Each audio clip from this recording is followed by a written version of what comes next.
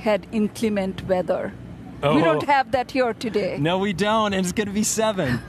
So what can you tell us about the sun that'll help our audience understand better? I just want to start by saying I'm in awe at this moment right now. And whatever I say, kind of take it with that filter because we are very close to totality. We are. We live in the outer atmosphere of this magnificent, dynamic, magnetically variable star that dominates every cubic inch of space in our solar system. And if I can get the video, what you would see in the video is that the sun produces storms that can be all engulfing, generating this environment called space weather. The inner edge of the corona that you see that's black in the video we can't see is because the sun is so intense that it overwhelms the dim brightness of the corona. And so even from space, we can't absorb the inner part of the corona. And not only Earth, but the entire solar system, as you can see, lives with this dynamic star. Corona is the region where space weather is born and conditions are set for a supersonic solar wind and a super hot corona, 2 of our outstanding questions in heliophysics, in physics, really. To understand the corona better, NASA is actually going to be launching a mission next year, almost a year from now, how coincidental, called Parker Solar Probe. It is actually going to go touch the sun, and it's going to get closer to any other spacecraft has gone before to the sun to study the corona, to actually sample the very corona that we will be seeing very soon. Yes, we will. It's almost here. Thank you. Thank you, Lika, for joining us, and thank you for sharing that. So now we're going to take it back to NASA Eclipse Central in Charleston. Take it away, Dwayne. Okay, just now coming in, we have an exclusive sneak peek of the total solar eclipse, and it is arriving at the United States. It's over the Pacific Ocean and about to reach Oregon. This is the celestial event that we've all been waiting and anticipating for years. We'll begin looking through the eyes of NASA out the window of our G3 aircraft. Let's take in the view.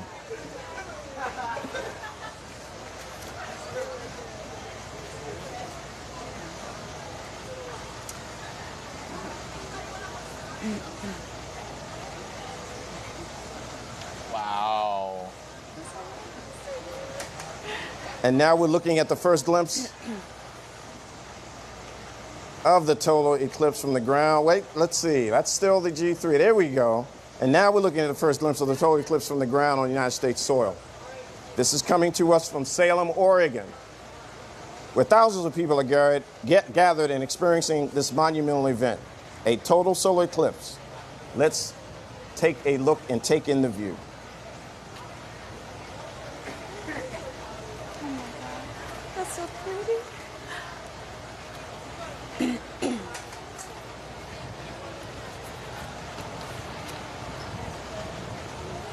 That's the G3 there.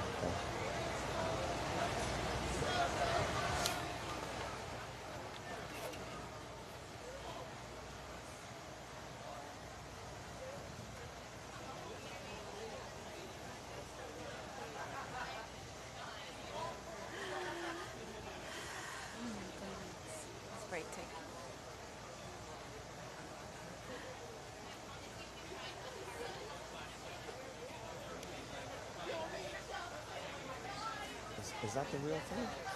Is that the real? Amazing.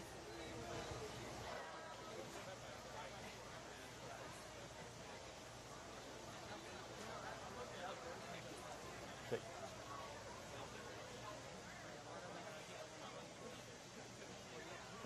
We're going to keep that up, and then we're going to do reactions.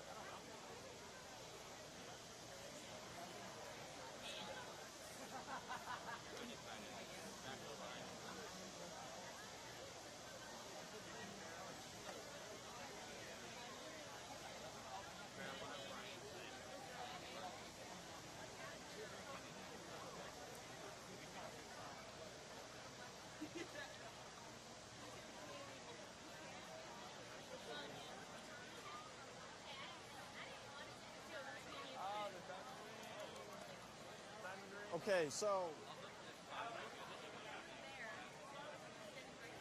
as the moon has now moved, the sun is appearing again, and we can see the diamond ring. It's amazing. It's fantastic. You see the outer edge. I see prominences, little red pieces of chromosphere from the lower atmosphere. This is amazing. This is absolutely amazing. Jody, what we got? That looks pretty cool. I mean, it's breathtaking. I just, even seeing it right now through the TV, it's just an amazing thing to see. I cannot imagine what we're going to feel here in South Carolina when we have our chance. Well, I hope we have our chance to, you know, Sean, and, you know, get that weather up here looking good here in Charleston.